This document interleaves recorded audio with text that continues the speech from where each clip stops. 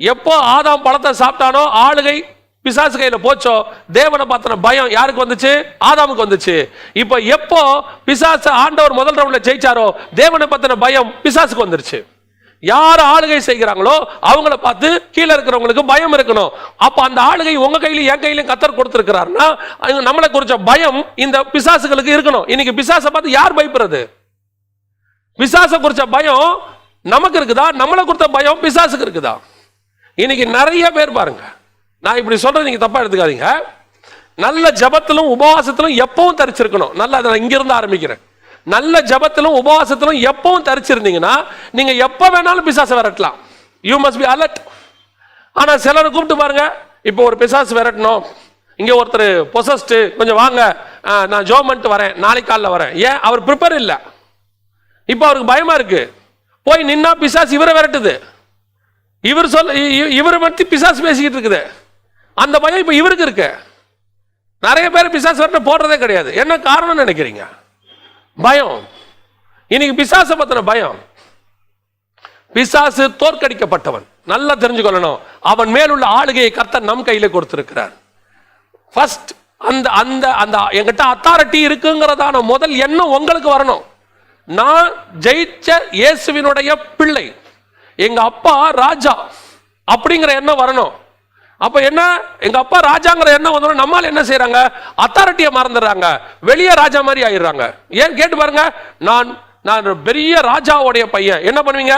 நான் பெரிய ஆடம்பர கார்ல கிராண்டா போய் எல்லாரும் மதிக்க, அண்ணன் வரார், பாஸ்டர் வரார், இப்படி சொல்லணும், பட்டம் பதவி. ஏன்? ராஜாவுடைய பிள்ளை. இல்ல இல்ல இல்ல, அந்த ராஜாவே நிர்வாணமா தான் தொங்கினாரு. ஜெயிச்ச ராஜாவே நிர்வாணமா தான் தொங்கினாரு.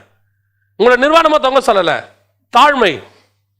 ஆனா இங்கே இயேசு சொல்ற அதிகாரம் எது? உனக்கு உள்ள அதிகாரம் இருக்கணும், உள்ளுக்குள்ள அந்த அதிகாரம் இருக்கணும், அந்த அத்தாரிட்டி உள்ள இருக்கணும். உங்களை கண்டுதான் பிசாசு பயப்படணும். இருட்டை பார்த்து நீங்க ஏன் பயப்படுறீங்க? இருட்டு தான் உங்களை பார்த்து பயப்படணும். பிசாசு ஓடி வந்து கேட்கணும், எங்களை வேதனைப்படுத்துவா வந்தீர். பவுல் போறாரு, பவுலுக்கு வந்து பிசாசு ஓடுது. பேதுரு போறாரு, பிசாசை பார்த்து பிசாசு பேதுரை பார்த்தோன்னு ஓடுது. ஏன்? அத்தாரிட்டி. அதுதான் ஆளுகை. இன்னைக்கு சொல்லணும், என் ஆண்டவர் எனக்கு ஆளுகை கொடுத்திருக்கிறார், அதை விரட்டுகிற அதிகாரம் என் கையில் இருக்கிறது. அதுக்கு மேலான அதிகாரத்தை கர்த்தர் என் கையில் கொடுத்திருக்கிறார். அப்ப நான் யாரு? உலகத்தை ஜெயிச்ச தகப்பனுடைய பிள்ளை. அந்த ஆளுகை எனக்கு உண்டு. ஒரு முதல்வர் இருக்கிறாரு, ஒரு பிரதமர் இருக்கிறாரு, இல்ல அமெரிக்க ஜனாதிபதி இருக்கிறாரு. அவர் வந்து அந்த தேசத்தை ஆள்றாருன்னா, அவர் பையன் அவர் கூட இருக்கிறாரு, அவரும் வராருன்னா, அவர் பையனுக்கு அவர் கூட போகும்போது அவருக்கு கிடைக்கிற மரியாதை கிடைக்கும். ஏன்னா ஒரு சில மரியாதை கிடைக்காது, மற்றபடி அவர் சாப்பிட்ற சாப்பாடு கிடைக்கும், அவர் போற வாகனத்தில் போக முடியும், அவர் கூட பக்கத்தில் உட்காந்து கொள்ள முடியும். அவருக்கு வந்து எப்படி இருக்கீங்கன்னு கேட்கறவன் இவரையும் கேட்பான், எப்படி இருக்கீங்கன்னு. உங்க மேலேயும் ஒரு பயம் இருக்கும். ஐயோ, முதல்வருடைய பையன், இவரை பகச்சுக்கிட்டோம்னா என்ன ஆகும்? பிரதமருடைய பையன், இவரை பகச்சுட்டா என்ன ஆகும்? அப்படிங்கிற ஒரு பயம் உங்க மேல இருக்கும். அதான் சொல்றேன், பூமியின் ராஜாக்களுக்கு அதிபதியாகிய இயேசு கிறிஸ்துவினுடைய ரத்தத்தால் மீட்கப்பட்ட பிள்ளைகளாகிய உங்களுக்கும் எனக்கும் எவ்வளவு அதிகாரத்தை கர்த்தர் கையில் கொடுத்திருக்கிறார். இன்னைக்கு அந்த அதிகாரத்தை உணர்ந்துக்கணும். இந்த ஆளுகை வராததற்கு முன்னமே, இந்த ஆளுகை இயேசு உலகத்தை ஜெயிக்கிறதுக்கு முன்னமே அந்த ஆளுகையை எப்படிப்பட்டது என்பதை எலியா செய்து காட்டுவார். அந்த ஆளுகை எப்படிப்பட்டதுங்கிறதை எலியா செய்து காட்டுவார். காரணம், எலியா மெல்கிசேதேக்கின் முறைமைக்கு ஒரு அடையாளமாக இருக்கிறவர். அதாவது இயேசு கிறிஸ்துவின் ஊழியத்தினுடைய அதனுடைய வம்சத்துக்கு அவர் ஒரு அடையாளமா பழைய ஏற்பாட்டில் இருப்பார். அப்ப அந்த எலியாவுடைய ஆளுகையை பாருங்க, எனக்கு ரொம்ப பிடிச்ச ஒரு வசனம். எலியா பார்த்து ஆண்டவர் சொல்லுவாரு, நீ போய் உன்னை ஆகாபுக்கு காண்பி அப்படிம்பார். எலியா என்ன பண்ணுவார் தெரியுமா? கர்த்தர் அந்த வார்த்தையை சொல்லுவார், நீ போய் உன்னை ஆகாபுக்கு காண்பி அப்படிம்பார். எலியா என்ன செஞ்சுவார்னா, நேர போய் ஆகாபுடைய அந்த ஓபதியா கிட்ட போய் சொல்வார், போய் எலியா வந்திருக்கிறேன் என்று சொல், ஆகாப வர சொல்லும்பார். தேவன் சொன்னதுக்கும் எலியா சொன்னதுக்கும் வித்தியாசத்தை பாருங்க. தேவன் சொன்னாரு, உன்னை போய் ராஜா கிட்ட காண்பி. இவன் சொல்றான், அந்த ராஜாவுடைய ஊழியக்காரனை பார்த்து, நான் வந்திருக்கேன்னு போய் சொல்லு, அவனை வர சொல்லுங்க. அவனும் ஆகாபும் ரதத்தை எடுத்துக்கொண்டு எலியாவை பார்க்க வந்தான். இதுதான் அத்தாரிட்டி, இதுதான் அத்தாரிட்டி.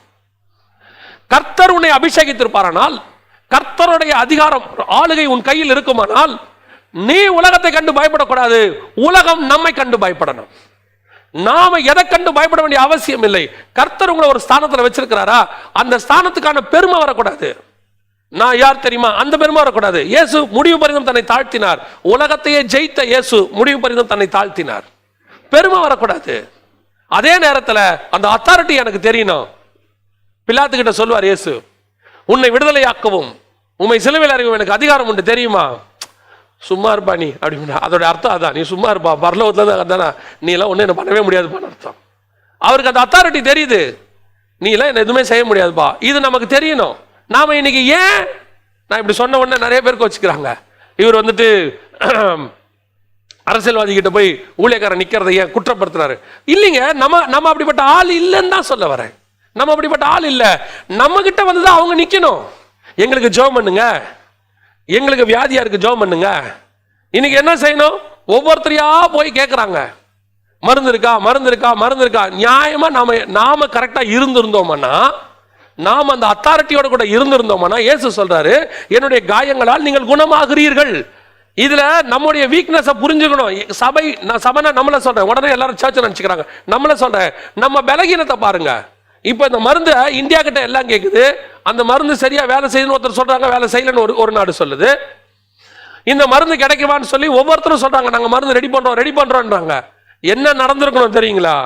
நம்ம கிட்ட வந்து கேட்டிருக்கணும், இயேசுவின் நாமத்துல சுகம் கிடைக்குதாமே, இங்க இவ்வளவு பேர் பாதிக்கப்படுறாங்க, எங்களுக்காக வந்து ஜெபம் பண்ணுங்கன்னு ஒவ்வொரு டிஸ்ட்ரிக்ட்ல இருக்கிற ஒவ்வொரு ஊழியக்காரனை அரசாங்கம் வந்து கேட்டு நின்று இருக்கணும். ஏன் எலியாவை வந்து ஆகாப் கேட்கிறான், மழையை அடைச்சு போட்டிய, எல்லாத்துக்கும் காரணம் நீ தானே, நீ சொன்னா தானே மழை பிறக்கும், உன்ன கோவா கேட்கிறான். சரி போ மழையை வர வைக்கிறோம் போன்றான்.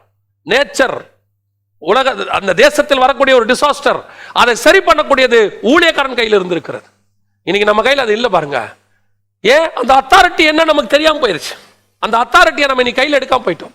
நாட் ஓன்லி ஊழியக்காரங்க, உடனே ஊழியக்காரங்க நினைக்காதீங்க, விசுவாசிகள் கையில் இருக்கு. விசுவாசிக்கிறவர்களால் நடக்கிற அடையாளங்கள் அவன.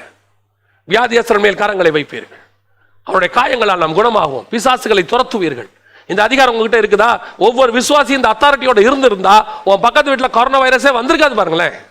வந்தவங்க அப்படியே நேரம் உங்க வீட்டுக்கு வாசல்ல வந்து, ஐயோ நாங்க இப்படி சாகரமே, எங்களை காப்பாத்துங்களேன்னு கேட்டிருப்பாங்க. இயேசுவின் நாமத்தினால வல்லமை புறப்பட்டு போயிருக்கோம். இன்னைக்கு சபை அதை செய்யவில்லை. நாம அங்கதான் மிஸ்டேக் ஆயிட்டோம். நம்மளுடைய அதிகாரத்தை நாம இன்னும் கையில எடுக்காம இருக்கிறோம். இந்த அதிகாரத்துக்காக ஜெபம் பண்ணணும். எப்படி ஒரு கோல்டன் ஆப்பர்ச்சுனிட்டி பாருங்களேன். crores and crores மக்கள் பாதிக்கப்பட்டிருக்காங்க, லட்சக்கணக்கான ஜனங்க நம்ம கண்ணுக்கு முன்னாடி சாகுறாங்க. இப்ப கூட நம்ம ஆண்டவரை பார்த்து மனமிறங்கும் சொல்றோமே, ஒரு இடத்துல ஆண்டவரை நீர் கொடுத்த இந்த அதிகாரத்தை நாங்க பயன்படுத்துறோம் உங்களுடைய நாமத்தினால. அதுதான் மோசே சொல்றாரு. ஆண்டவர் சொல்றாரு இந்த ஜனங்களை கொன்று போடுவேன்னு. இவர் சொல்றாரு, நீங்க கொண்டு போட்டா உங்க நாமத்துக்கு பிரச்சனை வந்துடும் ஆண்டவரை, நீங்க கூட்டு வந்து சாவடிச்சிங்கன்னு சொன்னீங்க, நீங்க அதெல்லாம் செய்யக்கூடாதுன்னு சொல்லி ஆண்டவர் மனம் இறங்கினார். நினிவேக்கு ஆண்டவர் மனம் இறங்கினார். இவ்வளவு பெரிய ஆக்கினையில கர்த்தர் மனம் இறங்கி இருப்பார். எப்போ? நாம அவரை கேட்டு இந்த அத்தாரிட்டியை கையில் எடுத்திருக்கணும். இயேசு உலகத்தை ஜெயித்தார்.